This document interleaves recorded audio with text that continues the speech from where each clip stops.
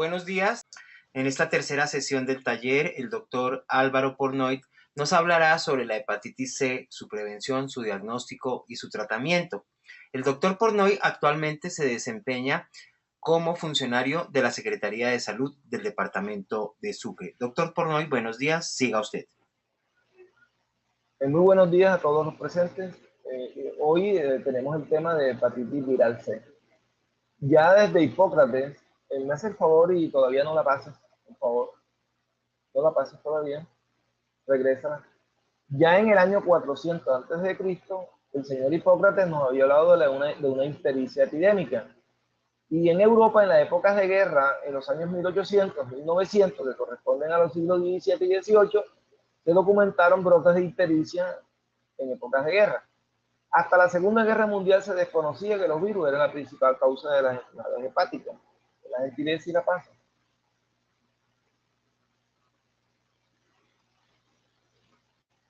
Ya en el año 78 se logró inocular chimpancés con sangre de personas con una hepatitis nueva que no era ni hepatitis A ni hepatitis B, y por ello le llamaron hepatitis no A y no B. En el año 1989 ya contábamos con pruebas específicas para detectar el virus de la hepatitis C. Y el análisis de bancos de sangre demostró que en realidad la nueva hepatitis llamada no A y no B se trataba de una nueva hepatitis que llamaron hepatitis C. Digamos, David, por favor. Situación epidemiológica mundial. 325 millones de personas viviendo con hepatitis crónicas, dentro de las cuales están hepatitis B y hepatitis C. Esto es para el año 2015. Y 1.3 millones de personas murieron por hepatitis virales en el mismo año, en el 2015. Y el 48% de esas defunciones se atribuyeron al virus del cual estamos hablando hoy, el virus de la hepatitis C. El 95% de personas con hepatitis C pueden curarse en 2 o 3 meses con los nuevos tratamientos que tenemos hoy en día.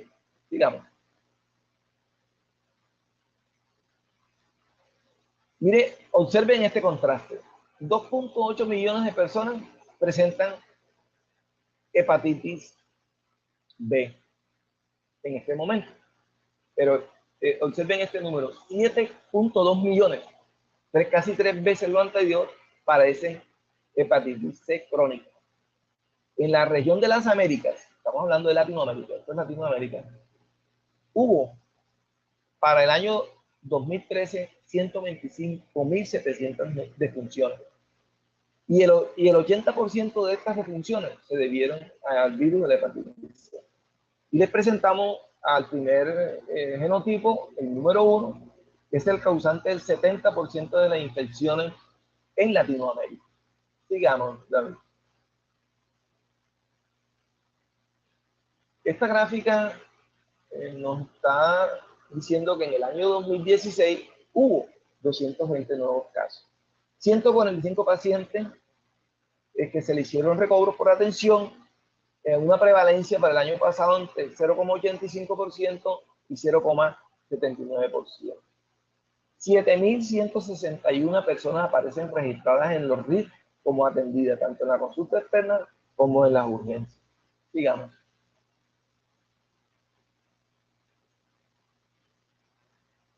El virus, todos los virus de las hepatitis virales son virus hepatotróficos. Y son hepatotrópicos porque les gustan a los hepatocitos. Se sienten atraídos por las células del hígado. Y todos pueden llevar a inflamación y a necrosis, o sea, daño al tejido hepático. Pero no lo hacen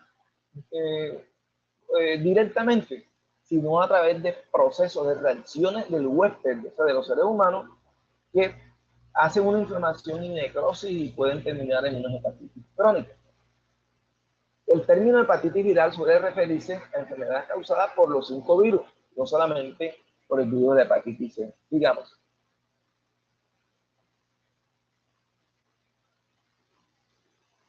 El virus de la hepatitis A y E se transmiten por la vía oral fecal. Y los virus de la hepatitis B, C y D se transmiten como se transmite también el VIH por vía parenteral. Y todos los tres virus, hepatitis B y C y D, como ustedes lo vieron ayer, originan formas agudas y crónicas, digamos.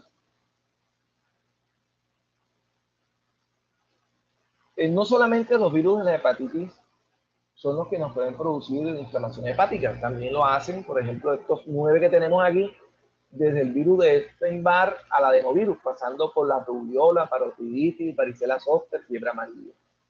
Estos virus nos pueden hacer confundir el diagnóstico, pero es que no son causas principales de las hepatitis virales ni agudas ni crónicas. Entonces nosotros con hacerle exámenes de sangre podemos determinar ante qué tipo de virus estamos. Sigamos de ahí.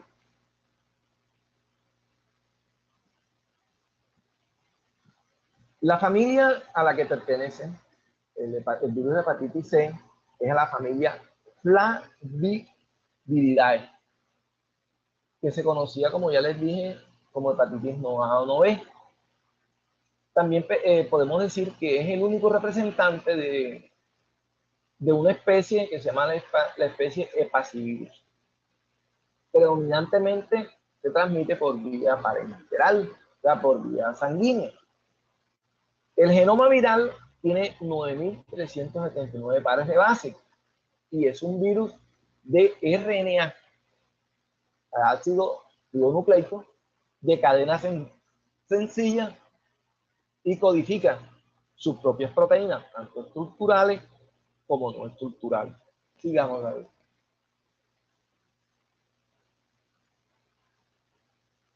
Bien, entonces dejemos claro que el virus de hepatitis C se puede transmitir por aplicar hemoderivados. Ya a partir de los años 90, específicamente el año 1992, ya se hacía tamizaje de la sangre que se iba a transfundir. Ya por eso los casos nuevos han bajado, lo cual significa que estamos esperando una alta mortalidad de esas personas que fueron infectadas en los años 70, en los años 80. Pero como vamos a clasificar la infección en aguda y crónica, vamos a hablar primero de la infección aguda por el virus de hepatitis C.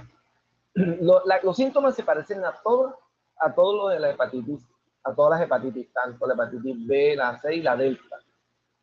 Recuerden, para que una persona tenga la hepatitis delta debe haber hepatitis B primero.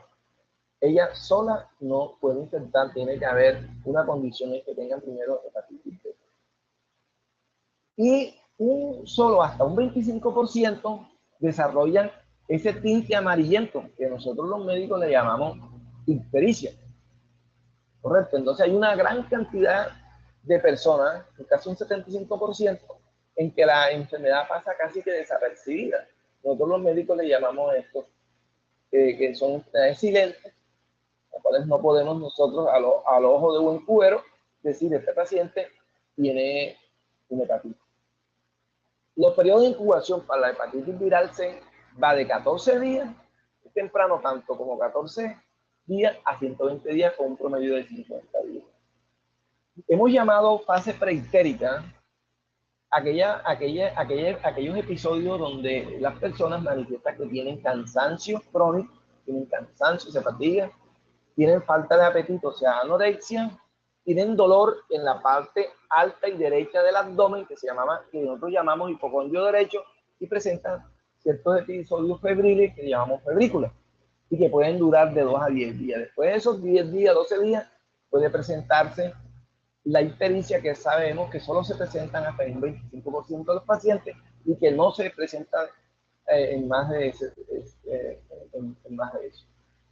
Al igual que los casos de hepatitis B, algunos desarrollan una sintomatología característica, que son un brote en la piel, un picor, una picazón, dolores en las articulaciones, y que con el pasar de los días, hasta unos 10, 12 días, se retira y se instaura entonces la ictericia, que esta puede durar, esta ictericia o este tinte amarillo en la mucosa y en la piel, en los ojos y en la piel, en la boca también, pueden durar hasta 1 o 2 semanas. Estos pacientes que desarrollan ictericia tienen mejor pronóstico. O sea, tienden a ser menos afectados por la hepatitis crónica, por la hepatitis C crónica. Sigamos, David.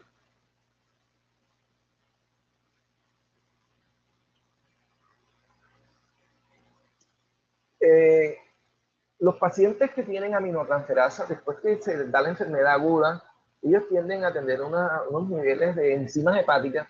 Las aminotransferasas son enzimas hepáticas que nosotros lo usamos para ver cómo está la función hepática. Y después que pasa la infección aguda, que el paciente se recupera, siempre encontramos que los niveles de estas enzimas son normales o un poquito alterados, pero no tanto. A las 8 semanas, a las 8 semanas nosotros encontramos carga viral. Ustedes saben muy bien, han oído escuchar de la carga viral en los pacientes viviendo con VIH. Esta carga viral es detectada ya a partir de unos cuantos días hasta las 8 semanas. E incluso puede aparecer antes de que el paciente se torne histérico, se torne amarillento.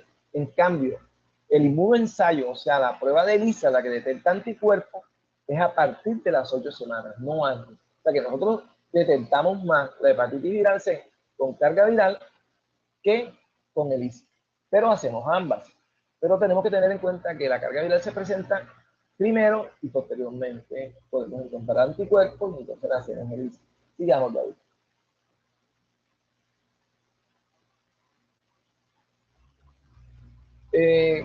La ELISA, si a nosotros nos dicen que un paciente tiene ELISA positivo, no sabemos si el paciente está infectado crónicamente o tiene una infección aguda. Ya en diagnóstico de infección aguda, ya nosotros lo sospechamos cuando mandamos carga viral. Y como decíamos, cuando las aminotransferasas se nos alteran, ya se nos están alterando a la semana sexta y a la semana 12. Y pueden llegar a concentraciones más o menos entre 885 unidades. Son concentraciones altas, pero como le decíamos, en las pacientes, hay pacientes con enfermedad aguda en que no se alteran mucho. Sigamos.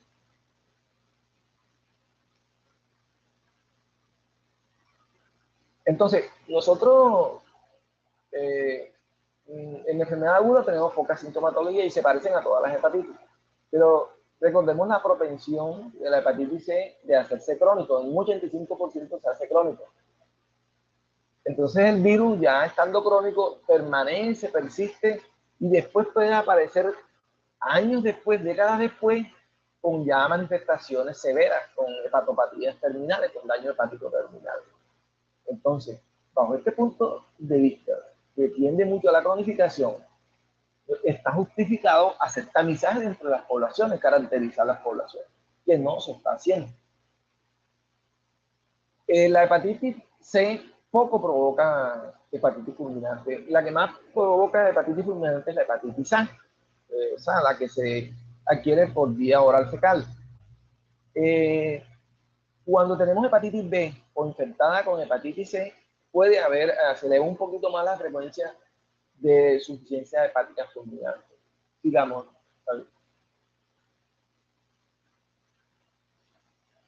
esta diapositiva es para explicar la hepatitis crónica. Todos los virus virales de la hepatitis pueden producir inflamación, o sea, se inflama el hígado y puede producir destrucción del mismo. Nosotros le llamamos a eso necrosis de los hepatocitos. O sea, el hepatocito es la célula fundamental del hígado. Ellos hacen una fibrosis y puede estar asociado a cualquier tipo de virus, pero como sabemos, el virus de la hepatitis C es el que más tiende a ser crónico, en un 85%. También tenemos unas causas no virales, además de los 9 enfermedades que le dijimos. Por ejemplo, los alcohólicos, la hepatopatía alcohólica es una de estas. Ustedes pueden tener cualquier virus haciéndole daño al hígado, pero nosotros tenemos las pruebas serológicas y virológicas y nos dicen con estas pruebas de inmunoensayo ELISA y con carga viral quiénes tienen hepatitis C y quiénes no tienen hepatitis C. Entonces, Desde el punto de vista de cómo está el tejido, de cómo está la necrosis, de cómo está la fibrosis, las llamamos hepatitis leves, moderadas o graves. Sigamos, David.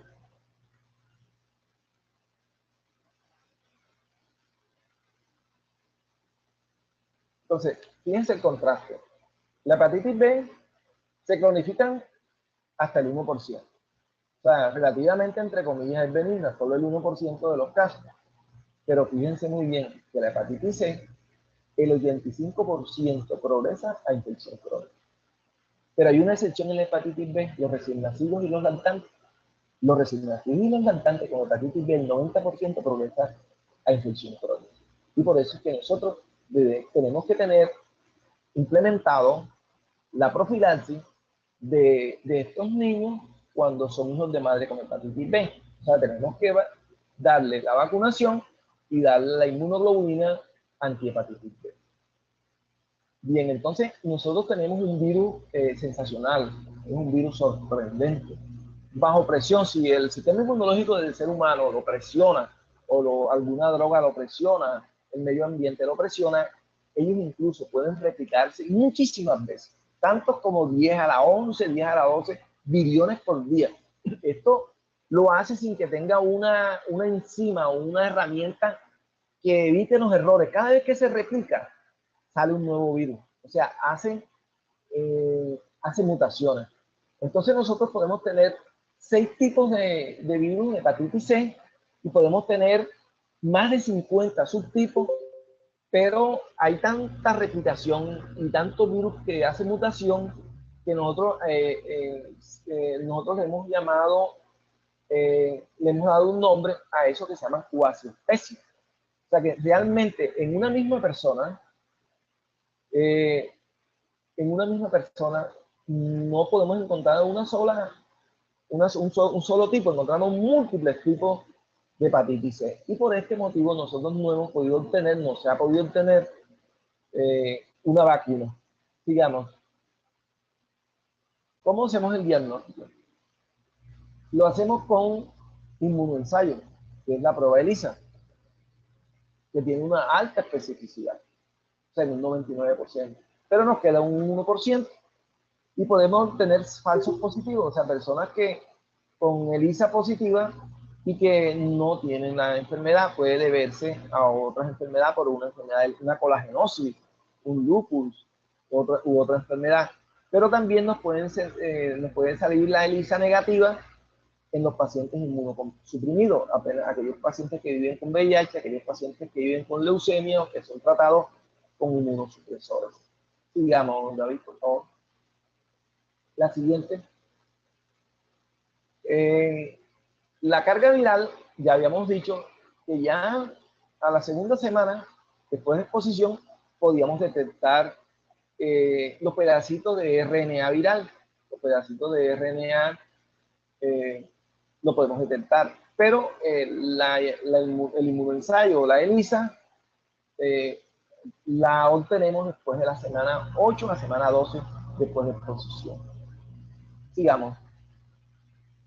Vamos a interpretar, al paciente le hemos mandado ELISA, o sea, prueba de inmunoensayo para hepatitis C, llamada ELISA. Le hemos mandado también la carga viral, o sea, reacción en cadena de polimerasa. ¿Para qué hacemos eso? Para hacer diagnóstico y para también clasificar el genotipo. Ya habíamos hablado que hay 6 genotipos y dependiendo del genotipo, así será el protocolo de atención, el esquema de tratamiento.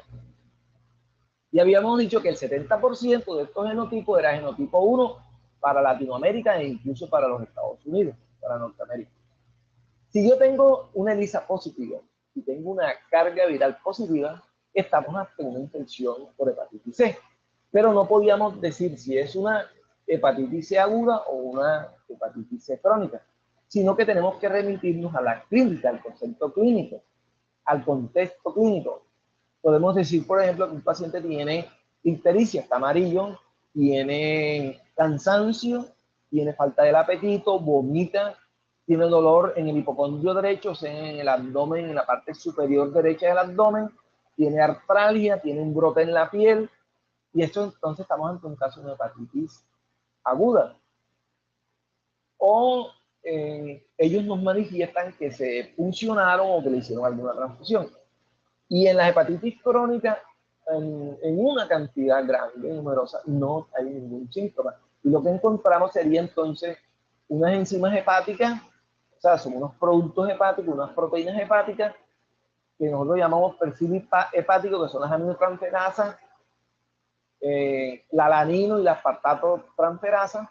Y cuando nosotros tenemos pacientes asintomáticos con una alza de estas enzimas, nosotros enseguida le hacemos la ELISA y le hacemos la carga viral y la encontramos positiva, entonces tenemos un caso de hepatitis crónica. O sea, el contexto clínico es importante para el diagnóstico. Si yo tengo ELISA positivo y la carga viral, o sea, la reacción en cadena de polimerasa en tiempo real negativo, entonces porque ya se solucionó la infección. Son de los poquitos casos en que no pasó absolutamente nada, porque tenemos una respuesta óptima desde el punto de vista de la inmunidad y entonces hemos resuelto la infección. Si nosotros encontramos la ELISA negativa y la carga viral positiva, entonces recuerden que la carga viral siempre sale primero, desde los primeros días y antes de la semana 8 ya tenemos carga viral. Eso significa que tenemos que esperar después de las 8 semanas para tener una ELISA para que nos salga positiva. Pero el caso es que tenemos una ELISA negativa y una carga viral positiva. Eso significa que tiene una infección aguda muy temprana o el paciente está inmunosuprimido. Está tomando alguna droga que lo está inmunosuprimiendo, corticoides, o pacientes tienen una infección con una hepatitis B o VIH. Y si la prueba ELISA sale negativo y la carga viral negativa, significa que hay ausencia de la enfermedad. La siguiente, David, por favor. Entonces, ya habíamos hablado de esto, cómo diferenciar la forma aguda y crónica. Si nosotros tenemos ELISA positivo y carga viral positiva, tenemos una hepatitis C indudablemente, pero tenemos que ver los antecedentes de exposición y ahí tenemos que ver también que muchas veces la enfermedad aguda y la crónica pasan inadvertidos. Sigamos. El impacto de la hepatitis C es difícil de minimizar.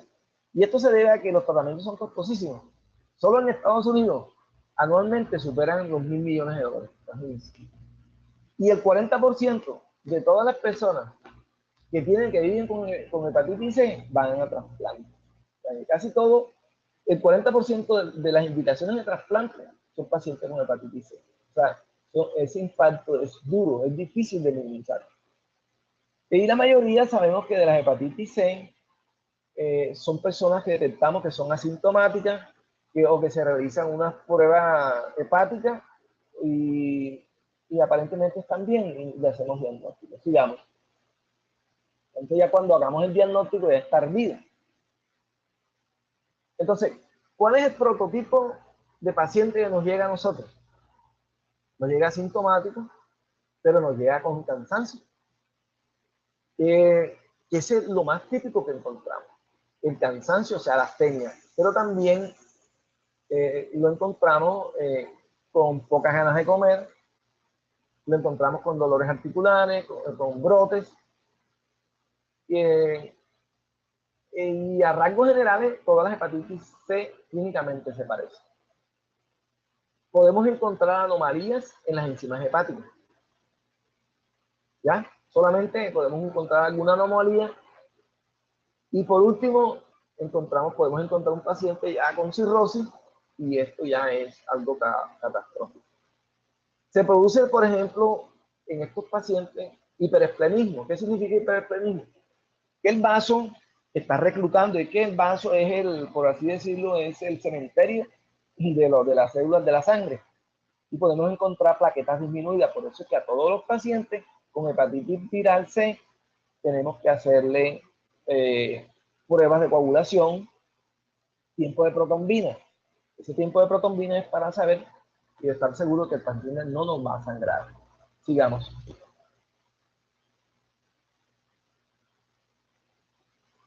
Esta diapositiva es para mostrarle las muchas indicaciones de biopsia hepática Hoy en día con la elastografía estamos obviando mucho la biopsia hepática, pero los hepatólogos piensan, por ejemplo, que se debe considerar en pacientes con resultados de estas elastografías que son positivas, pero con marcadores séricos discordantes.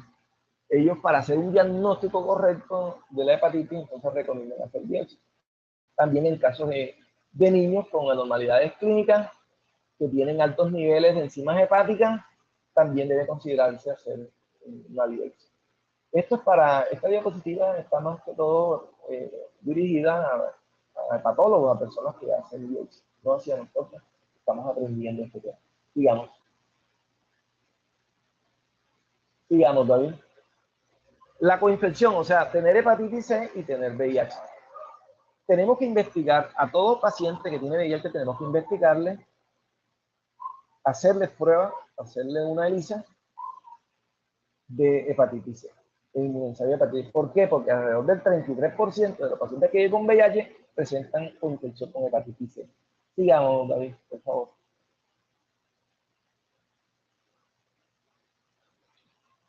¿Recuerdan que les dije que también podíamos, por secuenciadores, podíamos decir, así como hacemos carga viral con reacción en cadena de polimerasa, también podemos obtener los genotipos? Los genotipos son 6. El genotipo 1, el genotipo 2, 3, 4, 5 y 6. Y que habían más de 50 subtipos. Y que cada genotipo tiene una cantidad de variabilidad, porque se replica 10 a la 12 veces diariamente. Entonces tenemos cuasi especies, o sea, lo cual quiere decir que ningún virus de la hepatitis C, ninguna tirita de RNA se parece a otra.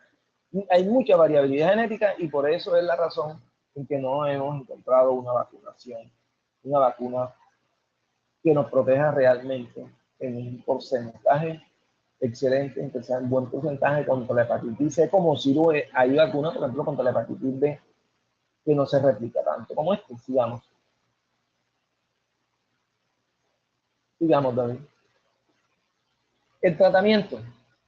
En los años 80 se hablaba de interferón alfa recombinante, pero se daba 3 veces por semana y se daban tratamientos de 6 meses.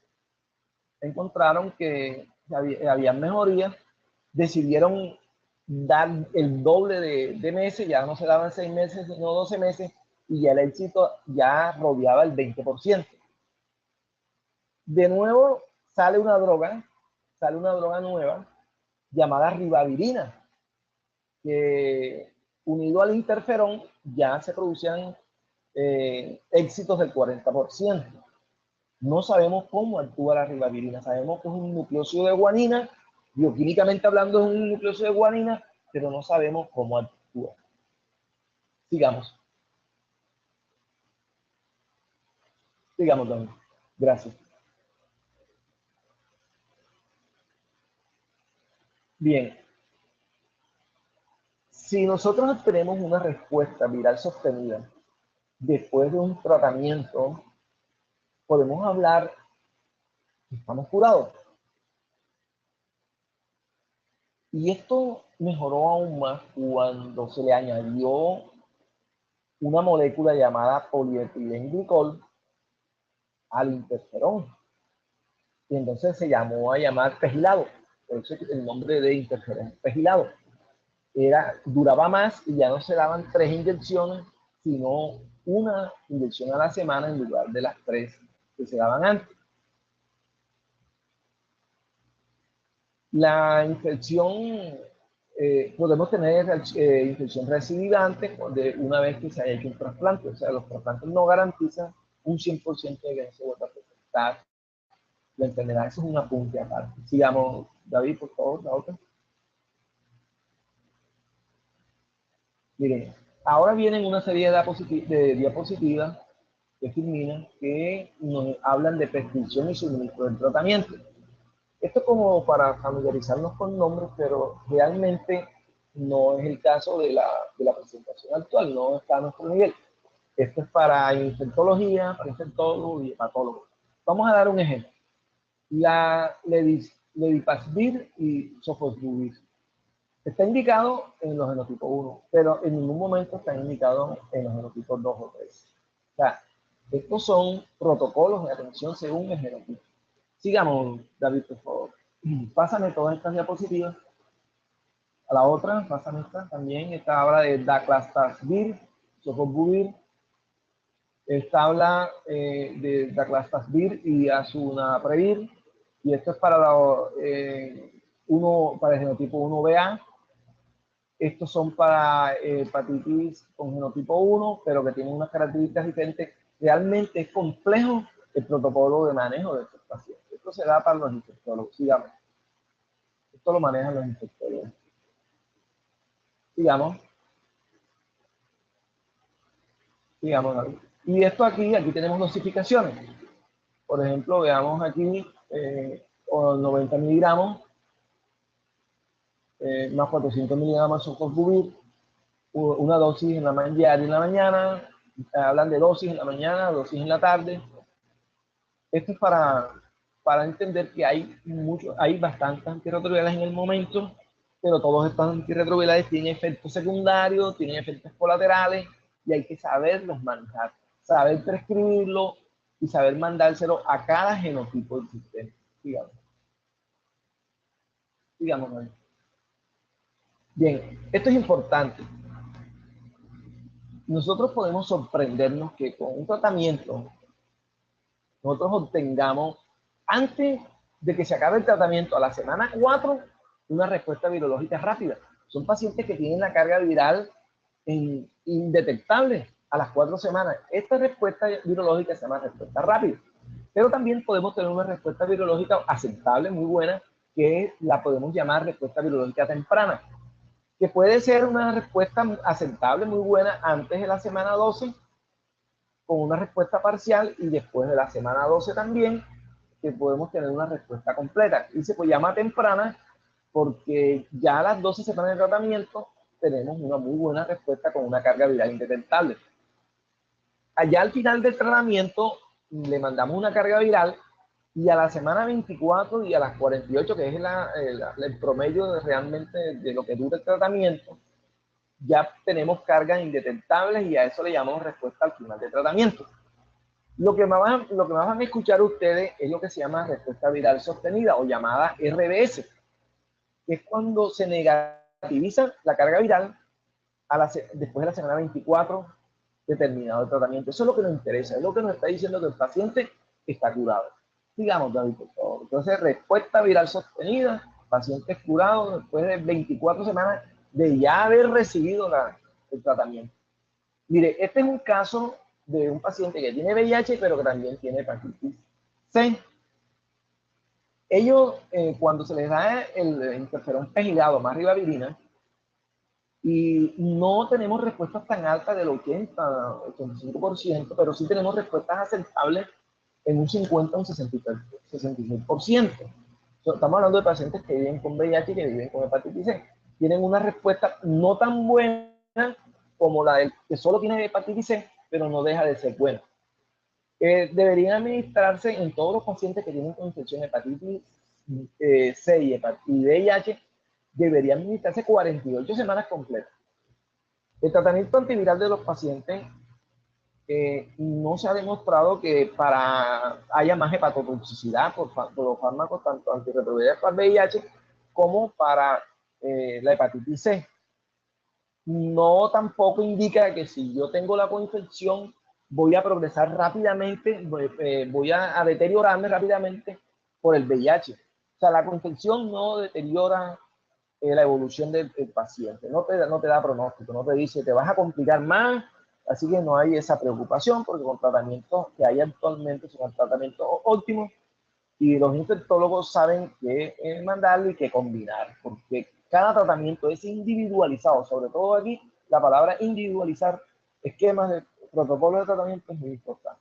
Sigamos, David. Bueno, yo creo que hasta aquí llegamos. Me place haberles hablado. Espero que haya contribuido un poquito a su conocimiento. Estoy a sus órdenes. Gracias, Tienes el comando, David. Pornoy. Quiero saber si Juan Carlos tiene alguna pregunta respecto de la presentación del doctor Pornoy. Si tiene preguntas, por favor, Juan Carlos, escríbalas en el chat. Sí, gracias. Ya estoy aquí tomando nota, pero las dejaré en el chat en la medida que ya las cuadre bien, pero pues todavía no. Doctor Pornoy, muchas gracias. Que tenga un buen fin de semana. Juan Carlos, gracias por estar con nosotros, participar acá y replicar la información que estamos compartiendo a través de estos talleres cada 8 días. Y la invitación para Juan Carlos es para que nos acompañe la próxima semana cuando estaremos hablando de acceso a tratamiento y a medicamentos para la hepatitis C. Que tengan buen fin de semana. Igualmente, David, muy amable, muchas gracias, que pasen un lindo fin de semana.